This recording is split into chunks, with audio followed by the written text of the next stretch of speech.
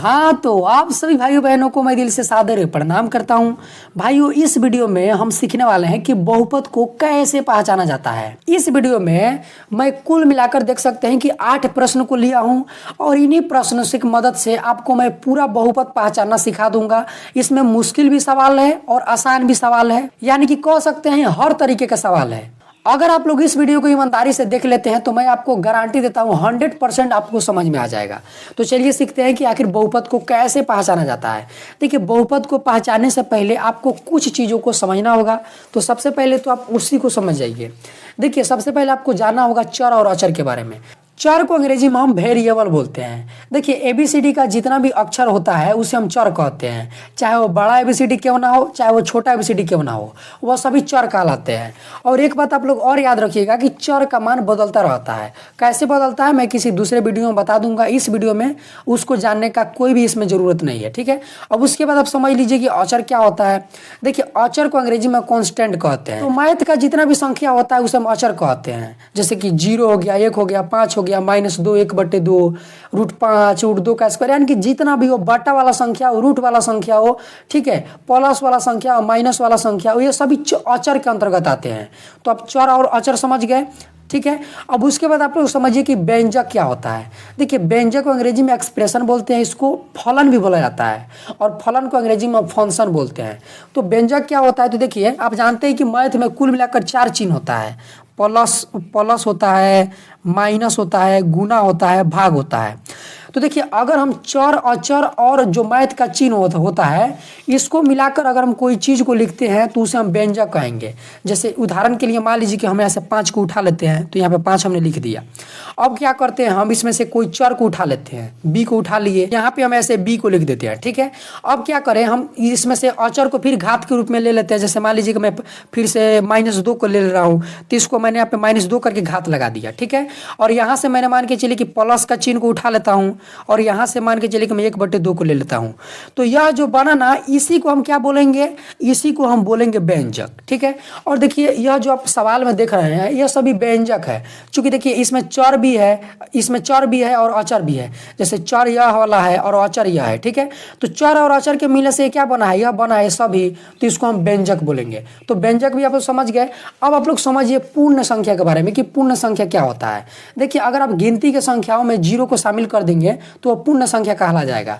पूर्ण संख्या को अंग्रेजी में हम होल नंबर्स कहते हैं, ठीक है।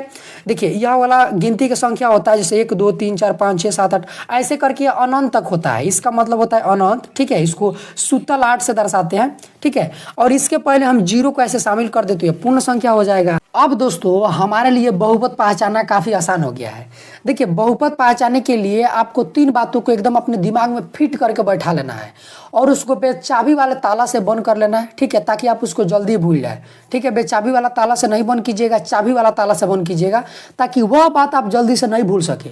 और उन्हीं बातों पर यह जो बहुपद पहचानना है पूरा उसी पर आधारित है। तो वह बात कौन कौन सा है, ध्यान से सुनिए।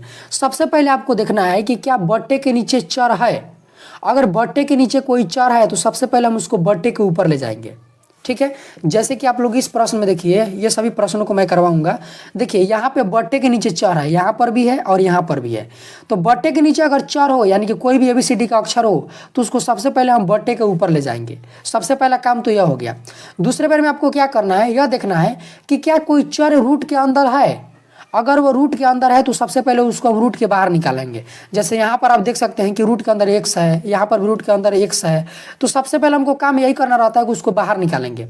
उसके बाद आपको तीसरे नंबर में क्या देखना है कि क्या चर का घात एक पूर्ण संख्या है। पूर्ण संख्या मैंने आपको इसीलिए समझाया था क्या, क्योंकि इसमें उसका ज़रूरत है। पूर्ण संख्या क्या होता है, जो 0 से शुरुआत होता है, ठीक है। इन तीनों बातों को आप फिट कर लिए तो पूरा बहुपद पहचान लीजिएगा। अब चलिए एक एक करके इन प्रश्नों को उदाहरण के साथ करते हैं। सबसे पहला प्रश्न में देखिए, इसमें हमको सबसे पहले देखना है कि क्या बट्टे के नीचे कोई चर है। तो नहीं ना है, बट्टे के नीचे बाटा है नहीं है, तो बट्टे के नीचे चर कहाँ से आएगा। जैसे यहाँ पर ना चर है, इसमें नहीं है, तो सबसे पहला काम हमारा खत्म हो गया। दूसरे बार में हमको क्या देखना है कि क्या रूट के अंदर कोई चर है। देखिए, तो इसमें रूट है ही नहीं है, तो रूट मतलब क्या होता है, जैसे यह रूट हो गया, तो ये इस प्रश्न में रूट के अंदर कोई चर नहीं है, तो दूसरा स्टेप भी खत्म हो गया। अब तीसरे स्टेप में क्या देखना है कि क्या चर का घात एक पूर्ण संख्या है। अब घात क्या होता है भाई, तो देखिए घात जो है यह किसी भी संख्या के उसके कंधे पर दाएं बगल लिखा हुआ रहता है और वह छोटा सा लिखा होता है। जैसे कि यहाँ पे आप देख सकते हैं, यहाँ पे 8x लिखा है और x के कंधे पर यहाँ पे 2 लिखा है, तो यह इसका घात हो गया। तो x क्या है, चर है और इसका घात 2 है। तो यही आपको देखना है कि क्या एक पूर्ण संख्या है। तो देखिए अभी मैंने आपको समझाया पूर्ण संख्या क्या होता है, जो 0 से शुरुआत होता है, 0 1 2 3 4। तो देखिए 2 क्या है, एक पूर्ण संख्या है। तो अगर ये चर का घात एक पूर्ण संख्या होगा तो यह बहुपद होगा। यानी कि सबसे पहला प्रश्न में यह क्या है, यह बहुपद है। ठीक है, अब चलिए, अब एक प्रश्न से आप लोगों को काम नहीं चलेगा, इसमें बहुत सारे प्रश्न आएगा जो आपको फंसाने का पूरा कोशिश किया हुआ है, तो उसको भी समझते चलिए। अब दूसरे नंबर प्रश्न में देखिए, इसमें सबसे पहले आपको देखना है कि बट्टे के नीचे कोई चर है, यानी कि बट्टे के नीचे कोई ABCD का अक्षर है, तो इसमें बट्टा ही नहीं है और बट्टे के नीचे कोई चर भी नहीं होगा, तो पहला काम भी खत्म हो गया। दूसरे बार में आपको देखना है कि रूट के अंदर कोई चर है, तो इसमें रूट के अंदर कोई भी चर नहीं है। ठीक है, अब तीसरे बार में आपको देखना है कि क्या चरों का घात एक पूर्ण संख्या है। तो देखिए इसमें आप देखिए कि चर कहाँ कहाँ है, देखिए यहाँ पर भी y है और यहाँ पर भी y है, यानी कि चर 2 जगह है। ठीक है, और इसका घात देखना है कि एक पूर्ण संख्या है, तो देखिए इसका घात 3 है। ठीक है, और इसका घात आप लोग कहेंगे कुछ नहीं लिखा है, तो जब कुछ ना लिखा हो तो 1 होगा, क्योंकि सबका मालिक 1 होते हैं। ठीक है, तो इसका घात भी 1 हो गया।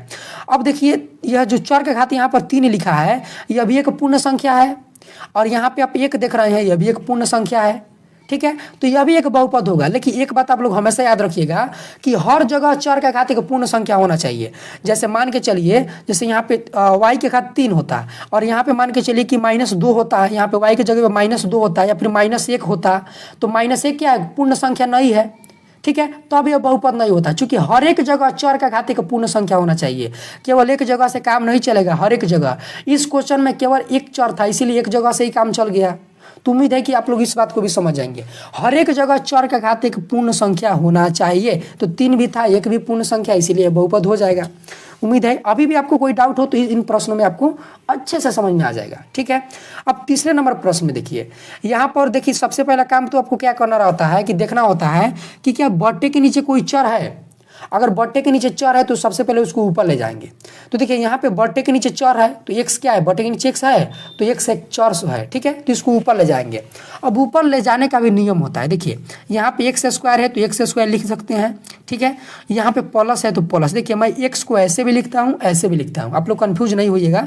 ठीक है, अब देखिए बट्टे के नीचे जब x है तो मैंने आपको अभी बताया कि कोई भी चर होता है, यानी कि कोई भी ABCD का अक्षर होता है, अगर उसके कंधे पर कुछ नहीं लिखा होता है तो उसका मतलब है कि वहाँ पे 1 लिखा हुआ है, यानी कि इस x का घात क्या है, 1 है। तो देखिए यहाँ पे जब हम इसको ऊपर ले जाएंगे ना, तो यह जो 1 है माइनस में चला जाएगा। अब कहने का मतलब क्या है, देखिए 2/x है, तो इसको जब हम x को ऊपर ले जाएंगे तो 2 का 2 रह जाएगा, और जो x है x यहाँ पर लग जाएगा, और जो 1 प्लस में था बट्टे के नीचे ऊपर जाएगा तो माइनस में लग जाएगा। ठीक है, तो अब यहाँ पे आप लोग देखिए, अब आप लोगों को दूसरे स्टेप में क्या देखना रहता है, अब इसमें रूट है कि नहीं, कोई भी रूट के अंदर कोई चर है कि नहीं, तो इसमें रूट नहीं है तो चर भी नहीं होगा। उसके बाद आपको देखना है कि क्या हर एक चर का घात एक पूर्ण संख्या है। तो देखिए चर यहाँ पर भी है, चर यहाँ पर भी है, यानी कि ABCD का अक्षर है। और देखिए इसका घात, यह जो 2 देख रहे हैं यहाँ पे, यह एक पूर्ण संख्या है, और यहाँ पे एक -1 है, तो -1 पूर्ण संख्या है। तो आप लोग कहेंगे कि नहीं ना भैया, -1 पूर्ण संख्या नहीं है, क्योंकि पूर्ण संख्या क्या होता है, यह 0 से शुरुआत होता है, 0 1 2 3 ऐसे करके अनंत तक जाता है। इसमें कहीं भी आप माइनस देख रहे हैं, यानी कि यह क्या है, यह बहुपद नहीं होगा। ठीक है, तो उम्मीद है कि आप लोग समझ रहे होंगे। अब देखिए चौथे नंबर प्रश्न में देखिए, इसमें आपको सबसे पहले क्या देखना होता है कि बट्टे के नीचे कोई चर है कि नहीं। तो यहाँ पे बट्टे के नीचे कोई चर तो आपको दिखेगा, तो सबसे पहले हम इसको ऊपर भेजेंगे। तो ऊपर भेजने का क्या नियम होता है, तो इसको देख लेते हैं कैसे भेजेंगे। ये सबसे पहले जेम कहते हैं लिख देंगे, तो 2x³ है तो 2x³ माइनस है तो माइनस लिखेंगे, अगर यहाँ पे प्लस होता तो प्लस लिखते हैं। देखिए आप लोग यहाँ पे एक चीज देख रहे थे कि बट्टे के नीचे जो चर था उसका घात का चिन्ह बदल जा रहा था ऊपर जाने पर। जैसे कि यहाँ पे प्लस में था, चूंकि 1 था, 1 के पहले कोई चिन्ह नहीं है तो इसका मतलब प्लस है। किसी भी संख्या के पहले कोई भी चिन्ह नहीं रहता है तो उसका मतलब है प्लस है। और यहाँ पे -2 है, यानी कि इस एक चर का घात माइनस में है, तो जब इसको बट्टे के ऊपर ले जाएंगे ना तो इसका भी चिन्ह बदल जाएगा, माइनस में है तो प्लस में हो जाएगा। तो देखिए ये इसको हम कैसे लिखेंगे, इसको 1 है तो 1 लिख देंगे, और x है तो x लिख देंगे, और ये -2 था तो अब +2 हो जाएगा, यानी कि इस रूप में आ जाएगा।